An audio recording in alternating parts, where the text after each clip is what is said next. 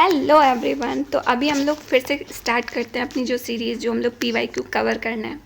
तो इसमें बहुत सारे क्वेश्चन हैं जिसमें हम लोग अभी एंशिएंट हिस्ट्री कवर करने शुरू कर रहे हैं। तो स्टार्ट करते हैं, लेट नहीं करते हैं। 5th नंबर चैप्टर पे हम लोग पहुंच चुके हैं। चैप्टर कौन सा है? Modern and post modern empire. ठीक है, 74th नंबर क्वेश्चन देखते हैं। The Girnar rock inscription of Rudradaman refers to Sudarshan lake constructed during the reign of which modern ruler. तो ऑप्शन कौन सा है इसका? Option B. कौन से मॉडर्न रूलर थे? तो चंद्रगुप्त मौर्य। चंद्रगुप्त मौर्य। ठीक है, ऑप्शन नंबर बी। ठीक है, इसके बाद हम लोग देखते हैं रुद्रदामन के जो जूनागढ़ गिरनार शिलालेख के अनुसार कहाँ पे है रुद्रदामन? जूनागढ़ शिलालेख। सुदर्शन झील का निर्माण कराया था किसने किया था? चंद्रगुप्त मौर्य ने।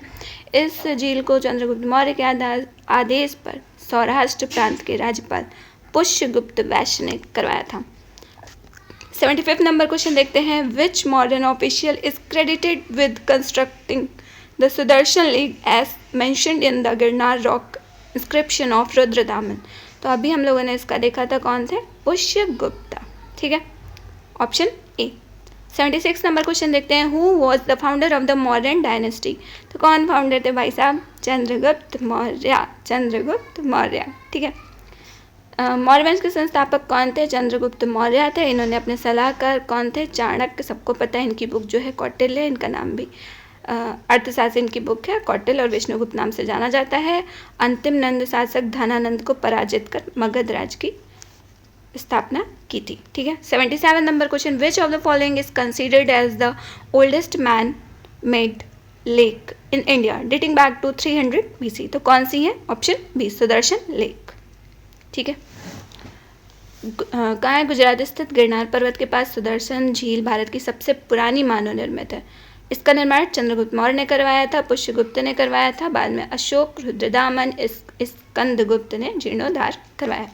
जैसे कि अशोक के शिलालेखों में उल्लेख किया गया है कि मौर्य साम्राज्य में राजधानी पाटलिपुत्र और अन्य 4 प्रांतीय केंद्रों सहित 5 प्रमुख राजनीतिक केंद्र थे। निम्नलिखित में से कौन प्रांतीय केंद्र नहीं था? तो कौन नहीं था? इंद्रप्रस्थ। कौन नहीं था? इंद्रप्रस्थ। ठीक है, इसके बाद हम लोग कैपिटल देख लेते हैं मौर्य के, जो 5 प्रांतों में विभाजित था। तो उत्तरापथ तक्षशिला, उत्तरापथ तक्षशिला, दक्षिणापथ सुवर्णगिरी, अवंती राष्ट्र उज्जैनी, प्राची पूर्वी प्रदेश पाटलिपुत्र, कलिंग तोसली। इंद्रप्रस्थ मौर्य का राजनीतिक केंद्र नहीं था। 79 नंबर क्वेश्चन देखते हैं। निम्नलिखित में से किस संप्रदाय में बिंदुसार की रुचि नहीं थी? तो किसमें रुचि नहीं थी? आजीवक। अभी हम लोगों ने देखा था जो जीवक थे वो किसके? उनके वो थे बौद्ध भिक्षु थे, जो चिकित्सक थे। जीवक बौद्ध भिक्षु थे। ठीक है, मौर्य सम्राट बिंदुसार चंद्रगुप्त मौर्य का बिंबिसार के थे। ठीक है, मौर्य सम्राट बिंदुसार चंद्रगुप्त मौर्य का पुत्र था। ये आजीवक संप्रदाय के अनुयायी थे। तो बिंदुसार किसके अनुयायी थे? आजीवक संप्रदाय के। प्रवर्तक कौन थे? मक्खाली गोशाल। इस मत को नियतिवाद भाग्यवाद कहा जाता है। इसके अनुसार संसार की प्रत्येक वस्तु भाग्य द्वारा पूर्व नियंत्रित एवं संचालित है। पुरुषार्थ मानवीय प्रयास का कोई महत्व नहीं है। ठीक है, निम्नलिखित में से कौन वह व्यक्ति है जिसका नाम देवनाम प्रिय प्रियदर्शी है? तो ये हम लोग देख लेते हैं किसका है? सम्राट अशोक। देवनाम प्रियदर्शी सब बौद्ध धर्म के प्रतापी राजा थे। सबसे प्रियदर्शी, बुद्धशाक इनके अन्य नाम थे। उनका राज्याभिषेक 269 ईसा पूर्व किया गया था। राजा कनिष्क के शासनकाल के दौरान दरबारी चिकित्सक का नाम कौन था? क्या था? तो भैया चरक थे। चिकित्सक चरक, चिकित्सक चरक। ठीक है, चरक कुषाण राजा कनिष्क के दरबारी चिकित्सक थे। आयुर्वेद के प्रख्यात विद्वान थे। कनिष्क के राजवैद्य थे। चरक संहिता इन्होंने लिखी है।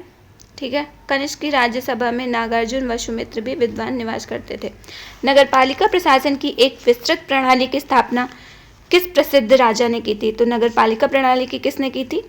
Option B, Chandragupta Maurya. चंद्रगुप्त मौर्य देख लेते हैं, ये आता रहता है। मौर्य काल में नगरपालिका प्रशासन की विस्तृत प्रणाली का स्थापना का श्रेय चंद्रगुप्त मौर्य को दिया जाता है, जिसका प्रमुख नागरक अथवा पुरमुख्य होता था। मेगास्थनीज ने पाटलिपुत्र के नगर परिषद की 5 सदस्यों की 6 समिति का उल्लेख किया है। प्रथम समिति कौन थी? औद्योगिक कलाओं एवं कारीगरों का निरीक्षण करती थी। द्वितीय, विदेशी यात्रियों का भोजन। तृतीय, जनगणना का हिसाब रखती थी। चतुर्थ, नगर के व्यापार वाणिज्य की देखरेख करती थी। पांचवी, उद्योग समिति थी, वस्तुओं की मिलावट रोकती थी। कर समिति कौन सी थी? छठी। ठीक है, 83 नंबर क्वेश्चन देखते हैं। कनिष्क के शासनकाल के दौरान निम्नलिखित में से किस बौद्ध संगीति का आयोजन किया गया था? तो ये हम लोग देख चुके हैं, फोर्थ। कौन सी? Fourth, option C. कनिष्क के शासनकाल में कश्मीर के कुंडलवन नामक शासनकाल में बौद्ध धर्म की चतुर संगीति का आयोजन किया गया था। इसकी अध्यक्षता किसने की थी? वसुमित्र। किसने की थी? वसुमित्र ने। अश्वघोष जो थे उपाध्यक्ष थे। बौद्ध त्रिपिटकों के प्रमाणिक पाठ तैयार हुए हैं। विभाषा शास्त्र आदि बौद्ध ग्रंथों का संकलन किया गया। कनिष्क के समय ही बौद्ध धर्म स्पष्टतः दो भागों में विभक्त हो गया था। क्या था? Hinayana and Mahayana. 84 number question देखते हैं। मौर्यकालीन भारत के विवरण वाली इंडिका के लेखक कौन थे? तो कौन थे? Option A, Megasthenes. ठीक है, अब देख लेते हैं, इनका टाइम काफ़ी पूछा जाता है। Megasthenes, Chandragupta Maurya, Indica. Faxian, Chandragupta Vikramaditya, फायूकी। हेनशांग, हर्षवर्धन, सीयूकी। ठीक है, चरक संहिता चरक ने की थी, चिकित्सक थे चरक। ठीक है, चरक एक प्रसिद्ध आयुर्वेद के विद्वान थे। कनिष्क के राज दरबार में रहते थे। प्रसिद्ध रचना चरक संहिता है। रोगनाशक, रोग निरादर औषधियों का उल्लेख है। किस भाषा में है? भाषा देख लेते हैं, संस्कृत भाषा में है। किस भाषा में है? संस्कृत। मौर्य अर्थव्यवस्था का मुख्य रूप किस पर निर्भर थी? तो मौर्य अर्थव्यवस्था मुख्य रूप से किस पर निर्भर थी? कृषि अर्थव्यवस्था पर। इस काल में न केवल कृषि उत्पादन में वृद्धि हुई बल्कि उद्योग, पशुपालन, व्यवसाय, खनिज में भी वृद्धि हुई। धीरे धीरे व्यापार का महत्व बढ़ने लगा, नई भूमि को प्रोत्साहन मिला। अशोक के प्रधान शिलालेखों में सबसे बड़ा शिलालेख कौन सा है? तो सबसे बड़ा कौन सा है भाई? 13वां, 13 नंबर जो है वो सबसे बड़ा है। किस शासनकाल में? 8वें वर्ष होने वाले कलिंग युद्ध का वर्णन है। तो ऐसे भी क्वेश्चन पूछ लिया जाता है कि किस शिलालेख में कलिंग युद्ध का वर्णन है? तो 13 नंबर में। अशोक के आक्रमण के दौरान कलिंग की पूर्व राजधानी कौन सी थी? तोसली। कौन सी थी? ऑप्शन डी, तोसली। कलिंग के दौरान कौन सी थी? तोसली थी। राज्याभिषेक के 8वें वर्ष में अर्थात 9वें वर्ष में 261 में कलिंग विजय प्राप्त की। इसका उल्लेख 13वें शिलालेख में मिलता है। युद्ध के बाद अशोक ने धम्म विजय की नीति बनाई। निम्नलिखित में से किन के बीच तक्षशिला शहर स्थित है? तो तक्षशिला शहर स्थित है Sindhu and Jhelum. Option A, Takshashila शहर सिंधु झेलम नदी में स्थित है।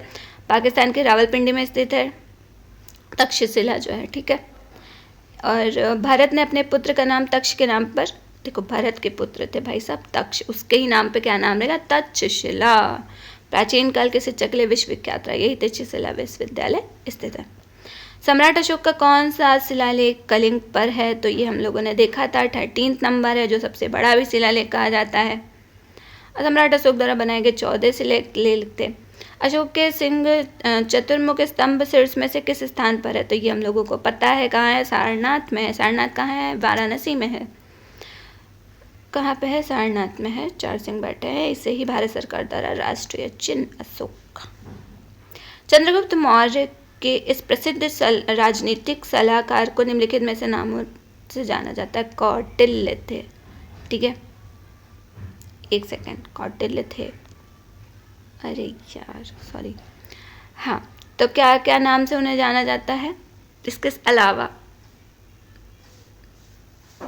सभी नाम, मतलब कौन सा नहीं है, क्वेश्चन ही कुछ अलग तरीके से दिया हुआ है। तो समुद्रगुप्त नहीं कहते थे, विष्णुगुप्त, चाणक्य कहते थे, कौटिल्य भी कहते थे। इन्होंने विश्व अर्थशास्त्र की रचना की। प्रमाणिक पुस्तक है मौर्य वंश की स्थापना चाणक्य में महत्वपूर्ण युद्ध कांड था। ठीक है, अशोक के कौन से शिलालेख ब्राह्मी लिपि का प्रयोग नहीं किया है? किसने नहीं किया है? सहबाजगढ़ी में।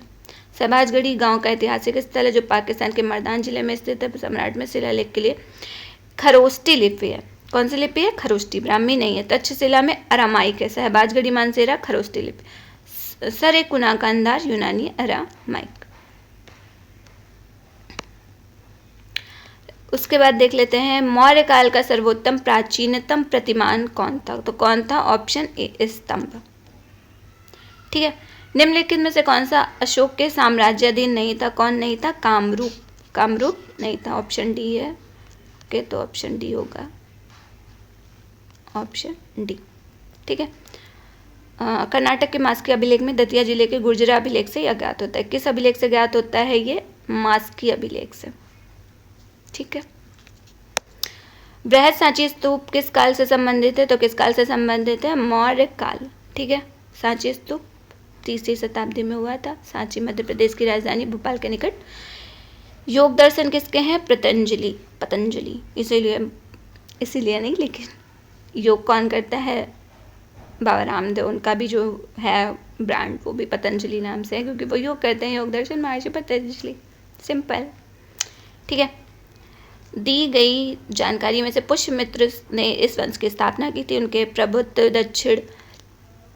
दक्षिण में नर्मदा नदी तक फैले पाटलिपुत्र अयोध्या विदिशा के शहर में शामिल थे। उन्होंने 2 अश्वमेध युद्ध कराए। बैक्ट्रियन राजा डेमेट्रियस को भी हराया। राजवंशों का 5वां भाग भद्र था। पतंजलि का गौरव ग्रंथ महाभाष्य भी इस समय हुआ। तो कौन था वंश था? शुंग वंश। तो इनके नाम में ही आता है पुष्यमित्र, शुंग हम लोग बोलते हैं ना, तो वो शुंग वंश के ही थे। मौर्य वंश के अंतिम राजा कौन थे? बृहदत्त थे। उनके सेनापति पुष्यमित्र, सेनापति जो थे पुष्यमित्र, उन्होंने ही उनको मार डाला और नए वंश की स्थापना कर दी। मालविकाग्निमित्र और दिव्यावदान के अनुसार पुष्यमित्र का साम्राज्य उत्तर में हिमालय से लेकर बरार, विदर्भ, पश्चिम में पंजाब से लेकर पूर्व में मगध तक था। शासनकाल में ही पतंजलि महाभाष्य की रचना हुई। प्राचीन भारत के महान व्याकरणविद पतंजलि किसके समकालीन थे? तो अभी हम लोगों ने देखा पुष्यमित्र, शुंग। इसके बाद है कुषाण मूलतः कहाँ के निवासी थे? तो कुषाण कहाँ के निवासी थे? चीनी तुर्किस्तान। ठीक है। इसके बाद हम लोग नेक्स्ट वीडियो में कवर करेंगे। Thank you for watching.